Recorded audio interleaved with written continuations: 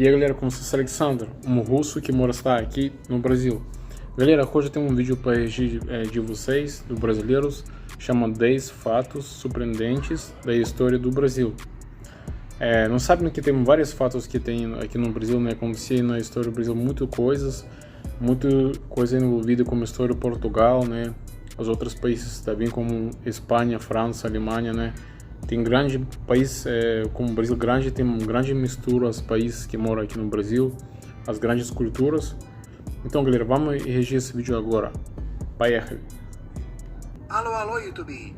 O Brasil é um grande país. Já vimos 10 fatos geográficos surpreendentes que nos fez olhar para a geografia com outros olhos. Agora vamos dar uma olhada. Verdade galera, Brasil é um país muito grande, enorme também. A Rússia também é um país muito grande, né? Maior do que o Brasil, né? Mas que é legal que o Brasil de vocês também é muito grande, sabe? Bem muito grande. E vários lugares onde você vai tem vários paisagens diferentes do Brasil, né? Culturas diferentes, até jeito de falar diferente que vocês têm. Acho que isso é muito legal. Tem muito diferença, né? O russo chama Raznoобразие, né? Tem muita coisa aqui. No seu passado e ver 10 fatos surpreendentes da história do Brasil. Desde um europeu que já morava por aqui antes da descoberta, a diarreia que Dom Pedro I teve quando proclamou a independência, Aqui você vê, ele está falando aqui no vídeo já que antes de descoberta do Brasil, já tinham europeus que chegavam antes da descoberta do Brasil, né, oficialmente. E então, esse é um vídeo muito interessante para nós assistir, né. Mula brasileira, o presidente da República Negro e muito mais. Fique até o final e vamos lá. Plano piloto. Se você gosta desse tipo de vídeo, de fatos e curiosidades, já deixa aquele seu like, se inscreve no Plano Piloto, comente, dê sugestões de outros... Legal assistir esses vídeos, né? Às vezes na escola aprendemos uma coisa, né? E às vezes tem uma escola que tem mais fatos que nós conseguimos de pegar, mas não aprendíamos, né? E tem alguns canais que nos pode mostrar mais fatos sobre o Brasil, né? Isso é muito interessante, da história do Brasil. Fazer aqui e ativa o sininho para não perder esses próximos vídeos. Começando, número 1, brasileiro é na verdade profissão. Quando pensamos nos adjetivos pátrios, dá para perceber que tem alguns padrões, por exemplo, francês, japonês, português, ou peruano, angolano, coreano, etc. Mas quando a gente fala de nós mesmos, nos chamamos de brasileiro. Interessante, agora ele vai explicar por que brasileiro se ele com profissão. Falando, vamos ver agora. E não brasiliano, como outras línguas fazem. Pois tecnicamente, esse eiro no final, ele é usado para profissão, como ferreiro, aquele que trabalha com ferro, cabeleireiro, com cabelo, pedreiro, com pedra, engenheiro, com engenharia. Interessante, na língua portuguesa tem vários jeitos de falar as línguas, né? As palavras. Por exemplo, cabeleireiro, pedreiro, engenheiro, ferreiro. É interessante, né? Sempre acaba com eiro, né? E brasileiro é aquele que trabalha com a madeira do Brasil, o pau-brasil. Isso mesmo, brasileiro era uma palavra usada no período colonial. Sabe o que é engraçado para mim, como o gringo, né, como russo, é difícil falar essa palavra pau, né, certo? Às vezes você quer falar uma coisa, mas fala outra. Isso que é engraçado, né? Para o brasileiro é mais fácil, né? Para nós, tipo, as palavras...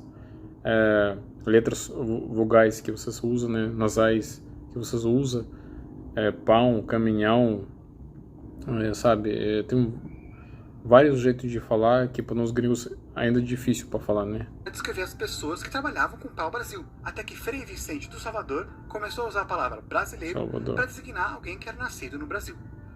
Número 2, descobrimento antecipado. A gente está cansado de aprender nas escolas que Pedro Álvares Cabral descobriu o Brasil no dia 22 de abril de 1500. Temos até um feriado para isso. Mas, em 1531, em uma expedição que chegou em Cananéia, no litoral de São Paulo... Agora vai ter muito interessante ver que realmente chegou mais... primeiro, né? Quem chegou primeiro, mais cedo do Portugal, né? Vamos ver agora neste vídeo. Eles encontraram um homem, um europeu, que era conhecido como bacharel de Cananéia. E quando eles conversaram com ele disse que ele já estava lá há mais de 30 anos. Ou seja, ele já estava no Brasil até mesmo antes do descobrimento oficial de abril de 1500. Como que foi isso, então? Bem... Imagina nessa época antigo, né? Não tinha celular, não tinha internet, né? E a pessoa descobriram Os outros países como a Austrália, né, o Brasil, os Estados Unidos, somente no barco, né, no meio do mar, andando, procurando lugares, né, descobertos. Você acha que pessoas do tempo era antiga foi muito corajosos, né, andar muito tempo no mar, procurar uns lugares, sabe, umas ilhas, que realmente que tem umas diferentes lugares onde você pode viver, né, com diferente tempo, com diferentes culturas, né, que tem no Brasil cultura indígena que tinha antigamente, né. Mas essa foi muito interessante, sabe, nessa descoberta, né. Bem, alguns historiadores, eles acreditam que esse homem, ele era membro de uma tripulação que supostamente chegou no Brasil em 1498. Nossa, muito interessante. E foi deixado lá exilado. Essa expedição, na verdade, expedições, porque foram pelo menos duas, aconteceram a mando de Portugal logo depois do Tratado de Tordesilhas, que dividiu as terras descobertas entre Portugal e Espanha. Portugal queria ver os limites das terras deles nas Américas. Sabe que é interessante que nesse tempo tinha espanhóis e portugueses, né? Que ele queria mais pegar essa terra do Brasil, né? Espanhóis tentar achar que eles terra do Espanha vai ser, né? E português que do Portugal, né? Interessante isso. Ou seja, eles já sabiam que tinha terra por lá, até mesmo antes de Cabral. Uma expedição foi para o norte, comandada por Duarte Pacheco Pereira, que chegou até a ilha de Marajó, e a outra foi comandada pelo grande navegador Bartolomeu Dias, que foi para o sul. E supostamente ele que levou e deixou o bacharel de Cananéia lá. Número 3, Dom João era porco. Sabemos que os europeus são famosos. Dom João era porco. Nossa, interessante. Por quê, né? Vamos ver agora. Os caras já xingaram o cara. Por não tomar banho. E que os índios que trouxeram esse costume para nós. Afinal, eles tomavam de 5 até 8 banhos por dia. Além disso, eles também escovavam os dentes, os cabelos, cortavam a unha e se depilavam. Enquanto isso, os europeus tomavam 1 ou 2 banhos por ano. Credo, o europeu tava fedido pra caramba. Um dia tomar banho, nossa. Eu sei que franceses tomam... Não sei se é verdade ou não, né? Uma vez por semana pessoas falando, mas acho que não, tá vendo? Acho que é mentira. Nossa, mas no tempo antigo a pessoa tomava 2 vezes por ano banho, essa bem extremo, né? Imagina o cheiro do cara. Essa mania do europeu não tomar banho foi algo que surgiu na Idade Média, porque mais antigamente os romanos e os gregos eles tomavam banho. E um dos motivos dessa mudança foi por causa da peste negra. Muitos acreditavam que a peste ela entrava pelos poros da pele e piorava quando eles eram dilatados durante o banho. Então muitos médicos recomendavam desenvolver uma capa de sujeira na pele para proteger de doenças. Um dos maiores cascões de todos, nem brasileiro era. As pessoas falaram, né, quando criança, né, e pode não levar muito mal, coisa que sua pele pode você proteger a imunidade e ficar mais forte por causa de todas as bactérias que tem. Mas eu acho que isso também não é muito verdade, né? As pessoas sujas precisam tomar banho, né? Você vai esperar que sua imunidade vai proteger? Você não tomar banho? Ridículo isso, né? Era o Dom João VI, rei de Portugal, aquele que veio pro Brasil fugindo de Napoleão. Dom João, ele meio que tinha fobia de água e não tem nenhum registro de que ele tenha tomado sequer um banho de corpo inteiro na vida toda. Por causa disso, ele vivia com problemas na pele, com micoses, principalmente nas partes íntimas. E toda hora ele estava se coçando, com aquela mesma mão que as pessoas depois beijavam. Quando ele estava no Rio de Janeiro, ele teve uma micose horrível na perna. Nossa, mas tempo antigo o povo estava bem extremo, né? Nossa, você não tomar banho, nossa. E como sobreviver desse jeito? Pelo amor de Deus. Para tentar curar isso, eles fizeram uma cabaninha em cima do nível do mar para ele poder se sentar e somente colocar as pernas dele na água para ver se curava o negócio. Em contraste, o seu filho, Dom Pedro I, tomava banho de mar direto. E falando nele, número 4, a mulher que declarou a independência. Quando imaginamos a independência do Brasil, muitos de nós pensamos naquele quadro do grito da independência. Mas na verdade, não foi nesse grito, nem nesse dia, nem Dom Pedro I que declarou a independência. Não foi nem um português, muito menos um brasileiro, e nem um homem, mas uma mulher austríaca, a Maria Leopoldina, a primeira esposa de Dom Pedro I e imperatriz do Brasil. Eu escutei essa história falando que Dom Pedro casou com ela sem ver ela pessoalmente, né? Ele apaixonou somente pela foto. Aí depois, quando ela chegou no Brasil, ele foi chocado, né? Ele achou que ela muito bonita, que é moça feia, né? Ele tava muito triste depois, né? No tempo antigo, né? Esse povo tava bem interessante, né? Bem diferente de nós agora. Bem, na verdade, a independência foi todo um processo. Não só um evento que se resume em um grito, um dia, um quadro. Sim, o grito da independência no dia 7 de setembro foi muito importante, mas a Maria Leopoldina teve um papel tão importante quanto o grito. Ela era uma mulher super culta, era filha do Francisco I, o último imperador do Império Sacro Romano, que a gente falou naquele vídeo lá da Alemanha, dá uma olhada. Em sua vida, a Leopoldina conheceu gente super top, como Goethe, Schubert, foi instruída em várias formas de arte.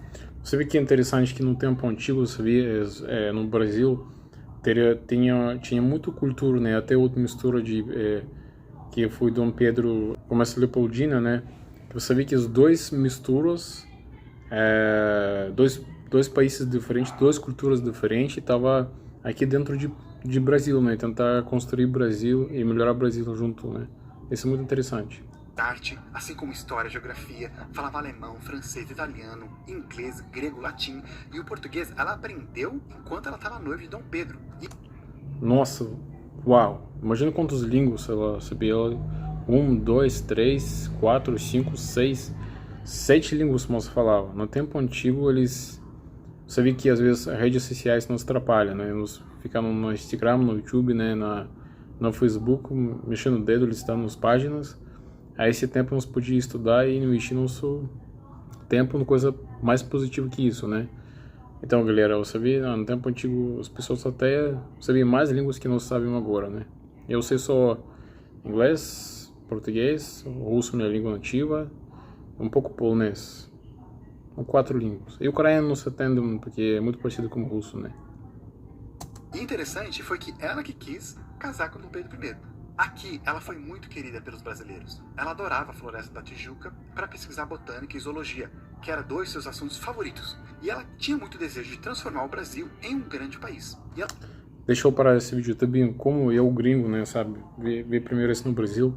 O que quando subiu, desceu no aeroporto, né, de vocês brasileiros em São Paulo, lá no Guarulhos, quando eu fui, né, primeira vez, eu achei muito interessante, né, que tem muito plantas,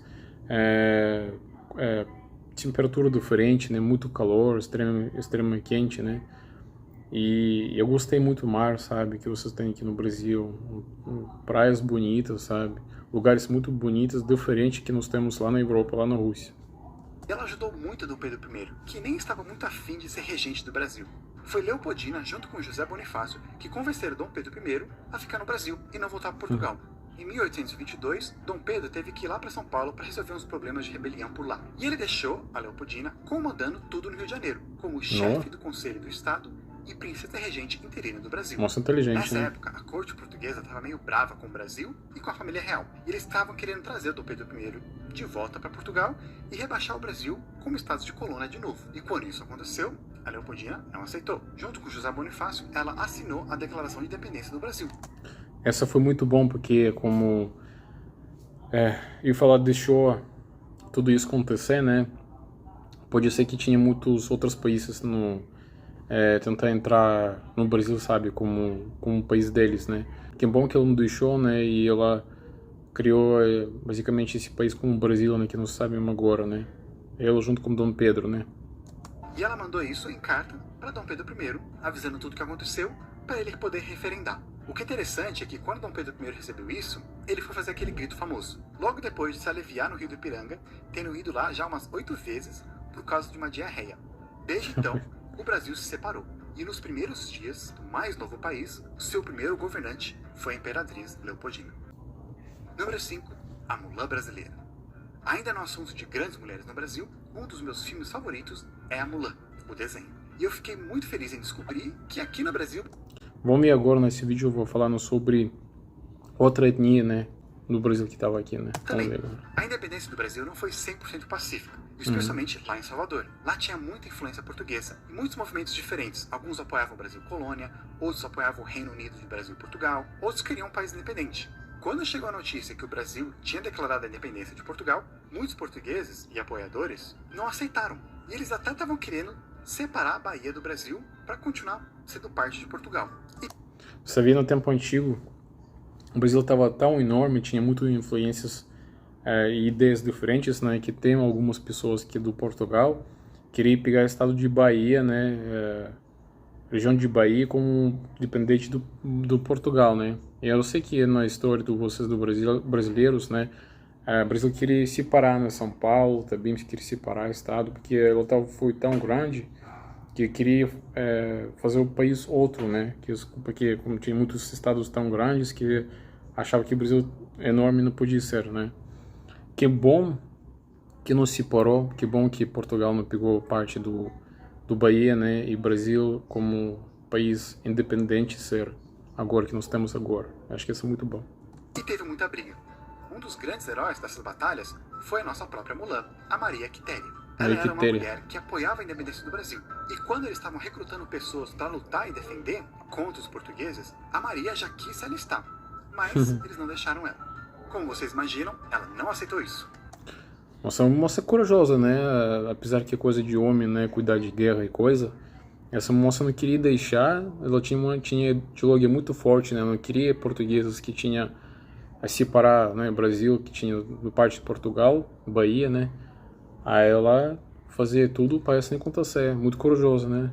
Ela acabou fugindo de casa, indo para casa da irmã, pegou as roupas emprestadas de seu cunhado e se alistou no exército fingindo ser um homem, Nossa. com o nome José Medeiros. E aí ela foi participar da guerra. Durante os combates, ela... Cara, tem muitos filmes parecidos com isso, né? Até no filmes estrangeiro, né? Que tem, eu também já vi isso, que a pessoa se fingia esse homem, né? E ele estava no exército, né? E lutava como homem, né? Nossa, eu não sabia essa história, muito da hora. Ela foi muito boa, e muitos falaram dos vários atos de heroísmo que ela fez. Tanto que, mesmo depois que descobriram que ela era uma mulher, deixaram ela continuar. Ela foi até depois reconhecida pelos comandantes e também pelo próprio Dom Pedro I, que a nomeou Ordem de Cavaleiro Imperial. Essa Maria era muito boa, até merece o status de princesa da Disney. Número 6. O primeiro presidente negro do Brasil. Pois é. Agora falar no primeiro presidente negro do Brasil. Essa eu já não sabia, né? Como na história eu sei de vocês do Brasil que nunca tinha um presidente negro, né? Geralmente sou pessoa branca que vi, né? Mas muito interessante isso para mim ver. Vamos ver agora. O Brasil já teve um presidente negro, que foi o 7º presidente do Brasil, na época da República Velha. Muitos historiadores dizem que tem outros presidentes que eles escondiam suas origens africanas, mas Nilo Peçanha tinha uma origem mais forte e mais aparente. Mas o próprio Peçanha... Sabia que na cultura de vocês brasileiros, né, na tão mistura que vocês têm, que ou não, a sangue tão misturado que é difícil ter uma pessoa muito bem branca, né, com linha histórica de família que é 100% todo mundo do sangue europeu, branco, né? Tem alguns meus amigos que tem aqui da minha cidade que tem também. Tem uma menina, né? Ela tem mãe negra, né? Pai branco. Ela tem irmã. A irmã dela morena, mas ela nasceu branco com olho azul. Eu só olhei nela, parece mais branca que eu. Eu sou russo, né? Com olho azul e pele branca. Então, isso aqui é muito interessante, né? Vocês têm tanto mistura, você olha numa pessoa branca, loira, como essa menina que eu conheço, ela tem olho azul, mais branca que eu, loira também, cabelo liso, e mais dela negra. Você vê, então, a cultura brasileira é muito boa, porque tem muita mistura. É difícil para mim ver, que não também ainda parece que vocês têm um racismo, sabe? Que acho que isso é muito ridículo, que no país tem tanto mistura, né, de povos, que é difícil falar que pessoas são brancas, 100%. Às vezes você não sabe que são tartaravôs, são sangue, tem já algumas pessoas que tinham sangue negro ou morena, sabe? Para mim isso não é importante, que cada pessoa é pessoa, né? Não é importante qual cor você tem, mas muito interessante ver sobre isso, né, aqui no Brasil. Muitos de sua família depois não assumiram isso, provavelmente por causa do clima de racismo que era muito mais forte naquela época. Nossa. Sua família não era rica não, seu pai era conhecido como Sebastião da Padaria. Peçanha se formou em direito e quando ele se casou, sua esposa teve que fugir de casa porque os pais dela não aceitavam de jeito nenhum a origem do seu novo marido. É ruim ver isso, né? Porque pessoas se gostavam só porque ele tinha talvez pele morena ou sangue da linha dele, que pessoa que tinha afro-brasileiro, né? Tinha muito preconceito na época, né? Isso é muito, muito ruim. Ele se filiou ao Partido Republicano Fluminense, lutou por causas abolicionistas e apoiou o golpe militar republicano de 1889. Ele foi eleito deputado federal pelo Rio de Janeiro, presidente do Rio de Janeiro, senador e também concorreu como vice do Afonso Pena, e os dois ganharam as eleições presidenciais com uma diferença muito grande de seus oponentes. Afonso Pena morreu e Nilo Peçanha assumiu então a presidência, se tornando então o primeiro presidente negro do Brasil. Nilo Picanha. Nossa, que ele tem sobrenome interessante, né? Picanha. Nilo Picanha. Nossa, não sabia essa história, né? Da hora. Saber que vocês tinham um presidente que, como sangue negro primeiro, né? Nilo Picanha. Ele também foi o primeiro presidente popular e Farei um governo baseado na paz e no amor. Populista aqui no Brasil. Muitas pessoas de várias classes gostavam Interessante. E ele foi até o primeiro a criar um movimento personalista. Número 7. Favela tem nome de legume. É impossível pensar no Brasil sem pensar em favelas. Essa denominação essa é interessante, ele vai agora explicar como surgiu favelas no Brasil, né? Muito interessante ver isso. Eu sei que na favela tem muitas pessoas boas, né, também. Apesar que tem lá muito pobreza, né, e insegurança e criminalidade, né, as pessoas na favela, a maioria deles é pessoa boa, né, como eu sei. Surgiu no Rio de Janeiro, graças ao Nordeste e à Guerra dos Canudos. Muitos soldados foram mandados lá para lutar nessa triste guerra que foi praticamente um extermínio. E aí, para esses soldados, foi prometido que eles teriam sua própria casa. Mas é claro que o governo não cumpriu essa promessa. Quando eles voltaram para o Rio de Janeiro, acabaram se estabelecendo lá no Morro da Providência. E eles construíram suas casas das caixas que foram usadas para guardar e transportar os canhões usados na Guerra dos Canudos. Nossa, essa eu não sabia, né? Como foi formado primeiro a favela? Esse morro foi apelidado de Morro da Favela, porque ele é parecido com um morro do mesmo nome que tinha lá. E eu não sabia isso, eu pensava que essa favela, não tão historicamente antiga, né? E eu pensei que as pessoas normais que faziam isso, favela, sabe? Aqui temos uns soldados lá que no tempo antigo, né? Construía, na Rio de Janeiro mesmo, é o lugar que tem favela agora, eles que começaram a construir casa lá primeiramente, né? Pequenas que ele fazia, né? Lá na Bahia, no lugar da Batalha dos Canudos, onde muitos soldados miraram seus canhões para atirar. Esse morro lá na Bahia, ele tinha esse nome por causa de um arbusto comum lá no sertão nordestino, chamado favela, que tem sementes parecidas com favas. Ou seja, favas deram o nome da planta, que deu o nome do morro lá na Bahia, que deu o nome do morro do Rio de Janeiro, que deu o nome de favela que conhecemos hoje. Uau! Sabia que nem tudo você vai aprender na escola, né? E não tudo mostra na TV, né? Interessante, bom canal esse, porque tem muitas coisas que ele fala que eu não sabia. Eu acho que algum de vocês também não sabia sobre isso. Número 8. Senador assassino. É comum o brasileiro chamar o político de bandido, ladrão e às vezes até de assassino. E isso não foi um exagero no caso de um senador de Alagoas, o Arnon de Mello. Ele tinha um rival do estado, o senador Silvestre Péricles. Os dois eram tipo o coronel do estado. Peraí, Silvestre Péricles de Góis Monteiro. De Góis Monteiro. Não conheço esse cara. E eles disputavam muito o comando de Alagoas. O senador Silvestre até ameaçou o Melo de morte, fazendo com que os dois começassem a andar armados. Um dia, lá no Senado Federal, o senador Melo estava fazendo um discurso quando viu o seu oponente se levantar. Pensando que Péricles estava sacando uma arma, Melo foi mais rápido, pegou seu revólver e atirou. Mas mesmo sendo um coronel nordestino, ele não tinha boa mira não. Acabou acertando o senador José Cairala.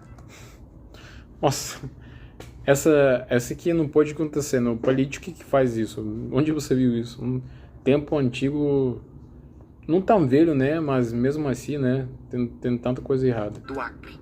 Tem até gravação de áudio desse episódio. Credo. E eu vou deixar aqui no link da descrição, se vocês quiserem ouvir.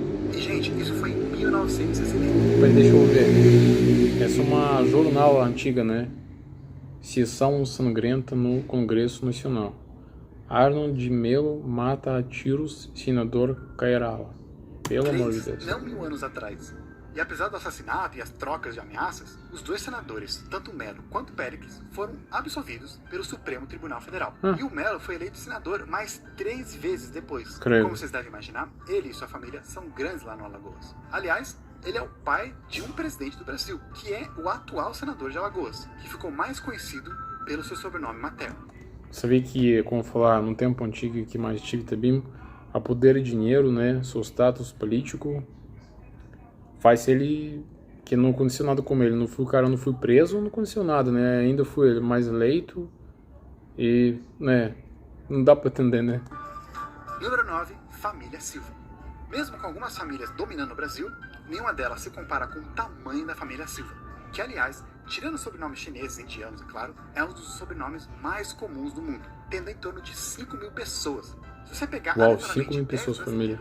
É muito provável que pelo menos um deles seja um Silva. Curioso, alguns dizem que é bem antigo, desde a época do Império Romano, com a sua origem querendo dizer selva, floresta ou bosque, possivelmente sendo um nome dado para os povos que viviam em florestas, que depois se refugiaram lá na Península Ibérica. Um Silva bem antigo foi um nobre que servia a Casa de Leão. Peraí, Pelão Guterres da Silva, Torre Honra e Silva. Você vê que tem, no tempo antigo já tinha uns castelos, né, que você tinha. Lá no começo de Portugal e Espanha. E o primeiro Silva a chegar no Brasil foi Pedro da Silva. Aí desde então, esse nome se espalhou muito. Muitos dos novos Silvas que surgiram eram pessoas que antes não tinham sobrenome. Nossa, eu sabia que é muito interessante ver essa história, que as muitas pessoas, né, eu já conhecia esse Silva, né, sobrenome, né, que tem muito popular, sabe? Também tem muito popular Machado que vocês têm no Brasil. Tem vários sobrenomes populares que vocês têm. Os escravos e índios, ou pessoas que queriam mudar o seu sobrenome para fugir de perseguição ou começar uma nova vida no Brasil. Mas até hoje ninguém sabe por que da Silva foi o sobrenome mais favorito de todos e mais escolhido. Ele foi tão usado que não se pode dizer que ele é mais comum entre ex-escravos, ou índios, ou judeus, ou portugueses, etc. Foi muito popular, né? De todos. É uma das melhores representações do que o brasileiro é hoje. Aqui deixou para o vídeo. Sabe também interessante que lá no Rússia não tem muitos nomes diferentes como vocês têm aqui no Brasil. Eu achei que vocês aqui no Brasil tem mais. Tem João, tem Pedro, tem Alexandre, tem muitos nomes, sabe? Anderson, nossa, tem muito nome. Lá na Rússia nós temos também bastante nome, mas não tanto como vocês têm aqui no Brasil. Nós temos lá mais popular Alexander, como meu nome, Pavel, ou Pasha, também nome do meu irmão, né? Vladimir, como nome do meu pai, né? Sergei, é nome também popular, até muito engraçado, né? Mas não tem nada a ver com gay, né? Mas tem nome interessante, chama Sergei.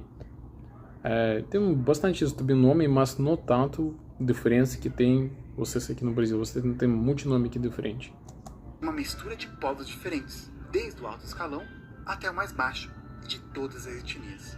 5 presidentes, desde a proclamação da República, eram Silva, assim como grandes nomes da história do Brasil. E também do esporte e entretenimento. Silva. Inclusive, indo já pro Silva, número 10, tem muito a tempo mulher Silva. mais velha da história Anderson Silva. E brasileira. Bem, na verdade, ela era polonesa, mas veio pro Brasil. Você vê que falando que tem até pessoas do Polônia que tem aqui no Brasil, né? Eu sei também que vocês têm umas regiões aqui no Brasil que tem pessoas descendentes da Ucrânia também, né? Por exemplo, minha avó, ela é descendente de Polônia também, minha avó. Então, você vê que vocês aqui no Brasil tem muito mistura, muitos países diferentes, né? Muitas culturas diferentes que vocês têm aqui no Brasil. Acho que isso é muito bom. Com 3 anos e foi naturalizada e até mudou seu nome. Supostamente, ela morreu com 130 anos 130 anos. em julho de 2010, tendo nascido em 1880. Uau. Gente, o mesmo ano que a lâmpada foi patenteada. Ou seja, alguém que estava viva no mesmo tempo que você, assumindo que você tenha mais que 11 anos, e supostamente também estava viva no mesmo tempo de Darwin, Rainha Vitória, Karl Marx e até Napoleão. Eu digo supostamente porque tem muito debate. Não tem registro 100% que confirma isso. Galera, porque a pessoa vivia até 130 anos, muito difícil, né? Geralmente nós vemos a pessoa vive 120, 112, acho que máximo que vive 120, né? Mas mesmo assim, até chegar 90, 100 anos, é muito complicado, né? Quando a pessoa chega, e acho que isso é muito da hora, que a pessoa conseguiu chegar nessa idade, né? Algumas pessoas acreditam que ela, na verdade, nasceu entre 1903 e 1915, mas ela dizia que a data era essa. E ela até chegou a receber um documento do governo que confirmava acreditando nela. Uma mulher que presenciou o fim da primeira Revolução Industrial, a segunda, a terceira, a quarta, até o homem chegar na Lua. Uau! E é isso aí, gente. Qual fato foi o seu favorito? Deixa... Se você queria assistir esse vídeo foi muito interessante. Tem muitas coisas que eu não sabia da história do Brasil, né? Até os vários canais que assisti não sabia.